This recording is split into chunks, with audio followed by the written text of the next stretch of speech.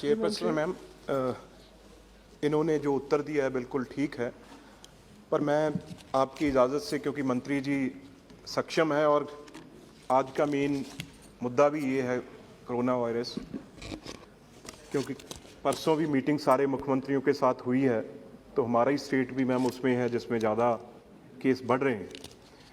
मंत्री जी, ये 2-3 चीज़ें हैं जो, चाहे वो डॉक्टर्स हैं उनके अंदर भी जब उनसे बात करो, जब सारे एडमिनिस्ट्रेशन से बात करो, तो एप्रीहेंशंस काफ़ी ज़्यादा हैं भी। क्या ये वैक्सीन है जो ये कहीं हमारे डीएनए में या सेल्स में, ये क्या, क्योंकि आपके पास बड़ी स्टडीज़ होंगी, डाटा होगा इसको प्रूव करने के लिए, क्या अगली जनरेशन्स के ऊपर ये डीएनए में जाके क्या असर डालने वाली हैं, ये चीज़ें एक भय का माहौल बनाती हैं। अगर पार्लियामेंट में आप इस चीज़ को थोड़ा क्लैरिफाई करेंगे भी ये डीएनए में कोई खतरे की बात नहीं है कल को जनरेशन्स में, तो बहुत अच्छा होगा सर। माननीय सदस्य, ये प्रश्न तो यद्यपि फिक्स्ड ड्रग कॉम्बिनेशंस के बारे में है, लेकिन अच्छा किया आपने ये प्रश्न पूछा, क्योंकि बहुत सारे लोगों को देश में या दुनिया में इसके बारे में मन में शक शुबा संशय हो सकता है कि जो वैक्सीन्स हैं ये आने वाले समय में हमारे को कोई नुकसान तो नहीं पहुंचा सकती हैं। देखिए, जो वैक्सीन्स जो हैं वो आज के युग में शायद किसी भी बीमारी की होने वाली डेथ्स को, इसीलिए इनको कहते हैं, कई बीमारियों को ही हम वैक्सीन प्रिवेंटेबल जो है बीमारियां या वैक्सीन प्रिवेंटेबल उनसे होने वाली डेथ्स को ही हम वैक्सीन प्रिवेंटेबल डेथ्स कहते हैं। 12 से ज़्यादा वैक्सीन्स जो है हमारे नेशनल इम्यूनाइजेशन प्रोग्राम में हम देश के सब बच्चों को देते हैं, फ्री ऑफ कॉस्ट भारत सरकार देती है, उसको यूनिवर्सल इम्यूनाइजेशन प्रोग्राम कहते हैं। अगर वैक्सीन्स सेफ ना हो, वैक्सीन्स की मदद से ही दुनिया ने चेचक और पोलियो जैसी बीमारी पर फतह प्राप्त की है, यानी कि विक्ट्री प्राप्त की है, उनको इरेडिकेट कर दिया। अब उनका वायरस दुनिया में एग्जिस्ट नहीं करता। पोलियो थोड़ा सा बचा है 2 देशों के अंदर, लेकिन मोटे तौर पर जो है वो इरेडिकेशन की ओर है पूरी दुनिया के अंदर।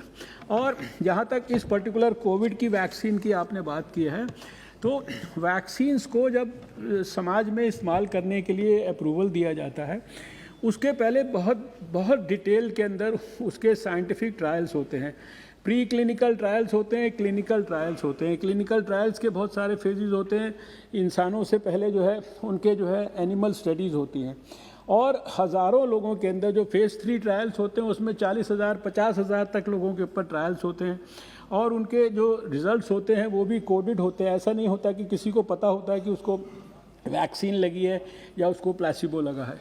और फिर उन रिज़ल्ट्स के आधार पर जब उनके लिए अप्रूवल्स मांगी जाती हैं, तो उसके लिए बहुत बड़े एक्सपर्ट्स की सब्जेक्ट एक्सपर्ट्स कमेटी होती हैं। वो उनके सारे एक केसेस के डाटास का बहुत डिटेल्ड विश्लेषण करती है, और फिर देश में ही विश्लेषण नहीं होता इन डाटास का, अल्टीमेटली इनकी स्क्रूटनी अंतर्राष्ट्रीय स्तर पर विश्व स्वास्थ्य संगठन के आधार पर भी होती है। फिर दुनिया में जितनी भी वैक्सीन कहीं पर भी बन रही हैं आज, वो पूरे वर्ल्ड में 7 स्थान ऐसे हैं जहां उन वैक्सीन्स को फर्दर इंडिपेंडेंटली उसका असेसमेंट होता है। उन 7 स्थानों में से एक स्थान हमारा बायोटेक्नोलॉजी का इंस्टीट्यूट भी है जो फरीदाबाद के अंदर है। ये मैंने इन चीज़ों की चर्चा इसलिए कर रहा हूँ कि ये सारी जो जनता के बीच में जब आती है, और जो आज लगभग 3.5-4 करोड़ जो लोगों को डोजेज़ लग गई हैं, जिसमें अगर आप साइड इफ़ेक्ट्स देखेंगे तो 0.000432 ये आज हमारा ये वैक्सीन्स के बारे में भारत का ये साइड इफ़ेक्ट है। इसलिए मैं समझता हूँ कि जो चीज़ साइंटिफिक स्क्रूटनी और विश्लेषण से बाहर आती है और जब उसका इस्तेमाल होता है और सारी दुनिया कर रही है, इतने सारे दुनिया में एक्सपर्ट्स उसको सारे बातों का ध्यान करके करते हैं, तो फिर हमें निश्चित रूप से जो साइंटिफिक डाटा है उसका विश्लेषण है उसके ऊपर विश्वास करना ज़रूरी है। आपके माध्यम से हम देश के लोगों को भी ये कहना चाहते हैं कि वैक्सीन्स के बारे में कोई अपने मन में किसी भी प्रकार का भ्रम ना रखें, और आपको जो सुविधा उपलब्ध कराई है भारत सरकार ने, प्रधानमंत्री मोदी जी ने नेतृत्व देकर उस सुविधा को अपने निकट के सरकारी या प्राइवेट अस्पताल में जाकर और एक फ़ोन से अपनी बुकिंग कराकर आप उस वैक्सीन को लीजिए। अपने को सुरक्षित करिए, अपने मित्रों को, अपने परिवारजनों को, समाज में सबको सुरक्षित करने का काम करिए। Second supplementary. Thank you chairman sir.